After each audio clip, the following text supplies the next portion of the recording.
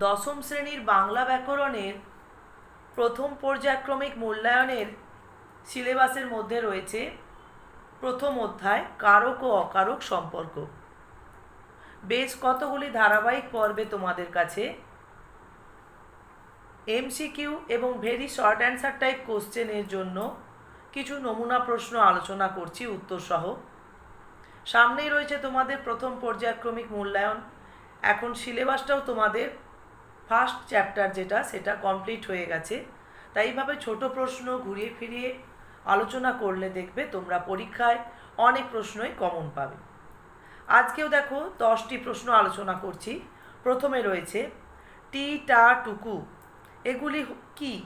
এগুলি হলো নির্দেশক, যা বাক্যে অন্য পদের সঙ্গে আশ্রিত হয়ে বসে বিশেষত বিশেষ্য পদের আশ্রয়ে ব্যবহৃত হয়ে বচন নির্ণয় করে, অর্থাৎ সংখ্যা নির্দেশ করে। 2 নম্বরে দেখো শব্দজাত অনুসর্গের অপর নাম কি? নাম অনুসর্গ, বা প্রশ্নটা উল্টোও হতে পারে, নাম অনুসর্গের অপর নাম কি? তখন বলবে শব্দজাত অনুসর্গ। 3 নম্বরে রয়েছে ক্রিয়ার পরিপূরক কর্মকে কি কর্ম বলা হয়? সেটি হচ্ছে বিধেয় কর্ম। সাধারণত দেখা যায় যে ক্রিয়ার মানে একটা বাক্যের বিধেয় অংশের মধ্যে যদি কোনো কর্ম পড়ে তখন সেটি ক্রিয়ার পরিপূরক হিসেবেই ব্যবহৃত হয়। এরপর দেখো 4 নম্বরে রয়েছে চুরি করা পাপ কাজ। চুরি করা এটি কি কর্তা? এটি দেখো একটি বাক্যাংশ কর্তা। একে পরিপূর্ণ বাক্য বা উপবাক্য বলা যাবে না, এটি বাক্যাংশ, এটি বাক্যাংশ কর্তা। 5 নম্বরে রয়েছে মা ছেলেকে চাঁদ দেখান। এই বাক্যে মা কি কর্তা?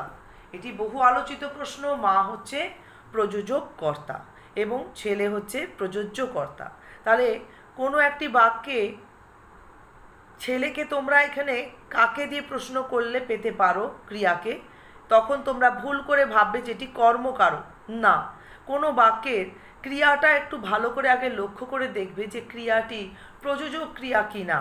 এই ক্রিয়াটি বুঝিয়ে দিচ্ছে যে বাক্যের কর্তা নিজে কাজ না করে অন্য কাউকে দিয়ে কাজ করাচ্ছেন। 6 নম্বরে দেখো দ্বিকর্ম ক্রিয়ার কর্ম কি কি? উদাহরণ সহ লেখো। ধরো উদাহরণ মানে তোমাকে একটা বাক্য দিতে হবে, তুমি আমাকে বইটি দাও। তোমরা যে কোনো রকম বাক্য দিতে পারো, তবে বাক্যর যেন দুটি কর্ম ঠিকঠাক হয়, বাক্যটি যেন ঠিকঠাক হয়। এখানে দেখো আমাকে একটি কর্ম আর বইটি একটি কর্ম। আমাকে হচ্ছে গৌণ কর্ম, যেহেতু এটি প্রাণীবাচক, এবং অপ্রাণীবাচক কর্মটি হয় মুখ্য কর্ম। এভাবে তোমাদের লিখে উত্তরটা প্রকাশ করতে হবে। 7 নম্বর দেখো করণ কারকে অন্তস্থ বিভক্তির প্রয়োগ দেখাও, বা উদাহরণ দাও বা দৃষ্টান্ত দাও। গণনায় দেখা গেল, অর্থাৎ গণনার দ্বারা দেখা গেল, এখানে অন্তস্থ বিভক্তি প্রয়োগ করা হয়েছে। ক্ষত মুখ দিয়ে রক্ত ঝরছে। তাহলে দিয়ে মানে কি? এখানে দ্বারা নয়, থেকে। ক্ষত মুখ থেকে রক্ত ঝরছে। দিয়ে অনুসর্গ দিয়ে বিচার করে কিন্তু দেখলেও বাক্যের অর্থটা বুঝবে। এটি হয়েছে চিহ্নিত পদ্ধতিতে হয়েছে অপাদান কারক। যদি বিভক্তি চাই তাহলে শূন্য বিভক্তি, যদি টানা যদি দাগ দেয়া থাকে দিয়ে পর্যন্ত তখন বলবে দিয়ে অনুসর্গ। বা যদি বলে অপাদান কারকে দিয়ে অনুসর্গের প্রয়োগ দেখাও, তখনও কিন্তু এভাবে বাক্য ব্যবহার করতে পারো। 9 দাগে দেখো ক্রিয়ার সঙ্গে সম্বন্ধ পদের সম্পর্ক থাকে না, সেজন্য একে কি বলে? যেহেতু সম্বন্ধ পদের ক্রিয়ার সঙ্গে সম্পর্ক থাকে না, তাই একে অকারক পদ বলে। সম্বোধন পদ দিয়েও যদি একইভাবে প্রশ্ন করা হয় তখনও সেটি হবে অকারক পদ। শেষ প্রশ্ন 10 নম্বরে দেখো একটি ক্রম সম্বন্ধের দৃষ্টান্ত দাও। 10-এর পরিচ্ছেদ পড়ো। তাহলে পড়তে বলা হচ্ছে কোন অংশটিকে? না, পরিচ্ছেদকে। এবার পরিচ্ছেদটি কোন পাতার? না, 10-এর। তাহলে এটি ক্রম নির্দেশ করছে, এটি হচ্ছে ক্রম সম্বন্ধের দৃষ্টান্ত।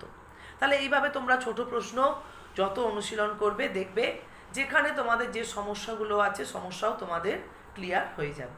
তাহলে আজকে এই 10টি প্রশ্ন অনুশীলন করো।